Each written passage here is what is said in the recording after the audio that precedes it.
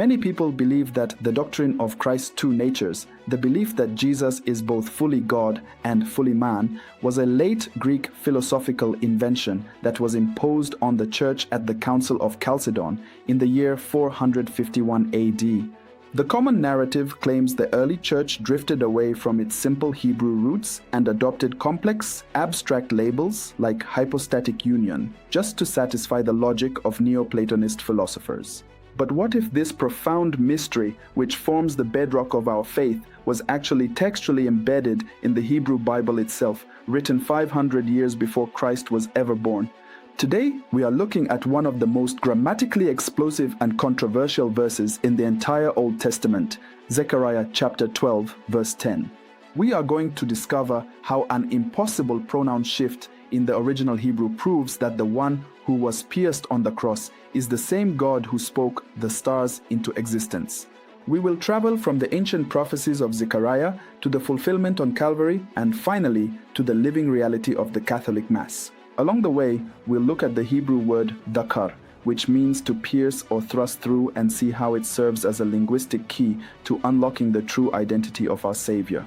This isn't just about grammar, it's about the very nature of God's love for you. The core question we have to grapple with today is this: is the speaker in this prophecy, the Lord God himself, identical to the victim who is pierced, or are they two separate beings? This question strikes at the absolute heart of who Jesus Christ really is and why his sacrifice has the power to save your soul. To understand the gravity of this grammatical puzzle, let me give you a helpful analogy. Imagine a great king who sends a video message to his rebellious subjects in a distant land. In the recording, the king is speaking clearly from his golden throne in the capital city. But as he speaks, he says something that stops everyone in their tracks. He says, "They will wound me, and then they will weep for that man on the screen." You would be completely confused as you watch that broadcast. How can the king be wounded if he is the speaker?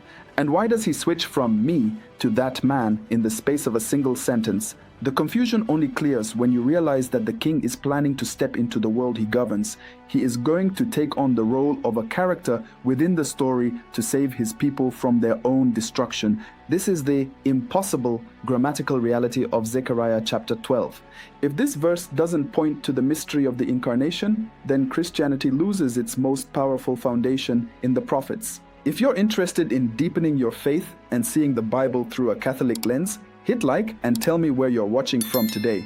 Consider subscribing to stay rooted in the truth. Support our videos, team, and tools. You can find a link in the description for our mission or scan the QR code on your screen now.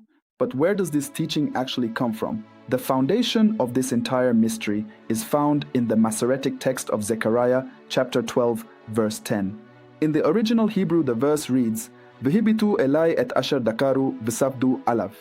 When we translate this literally, it says, "They shall look on me whom they have pierced, and they shall mourn for him as one mourns for an only child." Notice the shock to the system here. The Lord God is the speaker using the first person me, Eli. But in the very same clause, the text suddenly shifts to the third person, him, alav. This switch from me to him baffled Jewish commentators for centuries. Why would God say they pierced him, then immediately say they mourn for another person? The text also uses the word Yakid, meaning an only child or unique one. This immediately connects our minds to the sacrifice of Isaac, the Yakid offered by Abraham on Mount Moriah, which St. Augustine and other fathers saw as a clear type of Christ on Calvary. St. Justin Martyr, writing in the 2nd century, identified this verse with the crucifixion, arguing that the pierced one must be God because the text says, "Look on me." This is exactly what the Catechism of the Catholic Church teaches in paragraph 467, stating that Christ is acknowledged in two natures, without confusion, without change, without division, and without separation. In the Gospel of John chapter 19 verse 37, the Apostle John quotes Zechariah directly as he watches the soldier pierce Jesus' side. John chose to follow the Hebrew text rather than the Greek Septuagint, which had softened the word pierced to mocked. John knew that the grammatical shock of the Hebrew was necessary to reveal the truth of the incarnation. He saw the me of God and the him of the man on the cross joined in one Savior, So what does this mean practically for you today? This grammatical impossible shift is what I call the Chalcedonian key to understanding the gospel. The use of me refers to the divine nature of the speaker, Yahweh, who cannot die or suffer in his own eternal essence. The shift to him refers to the human nature of the one hanging on the tree, the one who can feel the steel of the spear.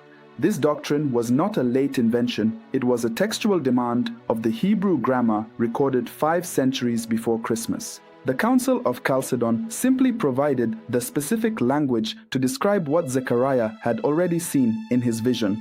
This connects directly to the heart of the Mass and our sacrificial theology. We can think of the bronze serpent lifted in the desert for the people to look upon for healing, as St. Cyril and the Gospel of John suggest. In every Mass, we participate in the one sacrifice of the Agnus Dei, the true Paschal Lamb whose bones were not broken, but whose side was pierced. When the priest lifts the host during the elevation, we are doing exactly what Zechariah described. We are looking upon the one who was pierced and identifying God in that victim. The blood and water that flowed from Christ's side are the signs of the life-giving sacraments of Eucharist and baptism. This fulfills the prophecy in Zechariah chapter 13 verse 1, which says, "A fountain shall be opened for the house of David to cleanse them from sin and impurity."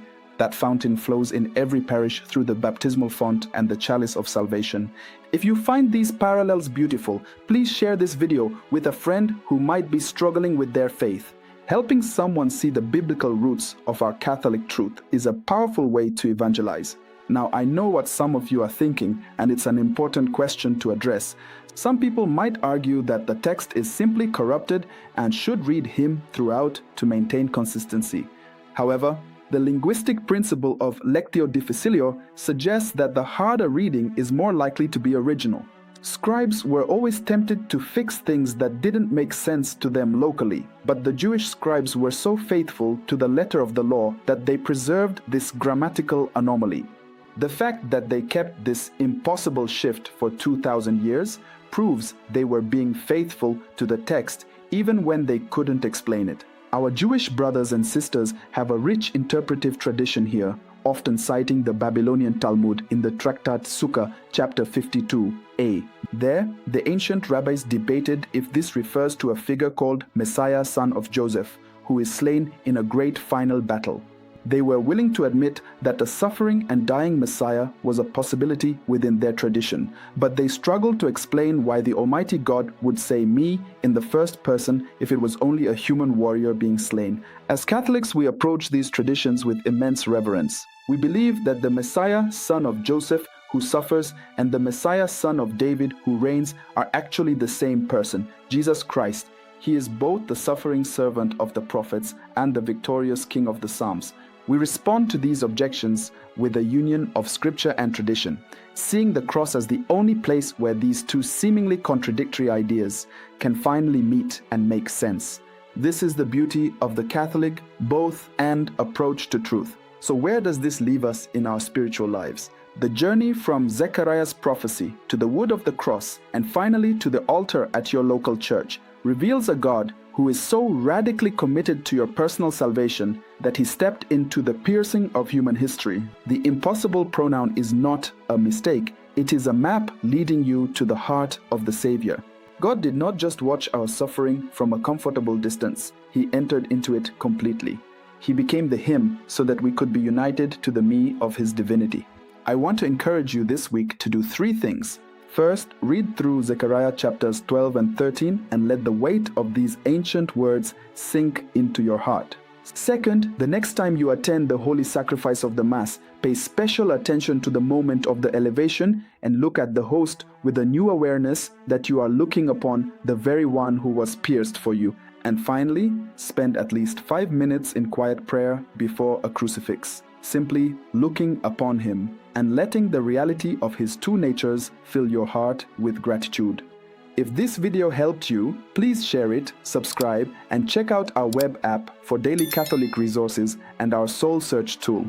Remember that the God who spoke through the prophets is the same God who bled for you on the tree, and he is with you in the Eucharist every day.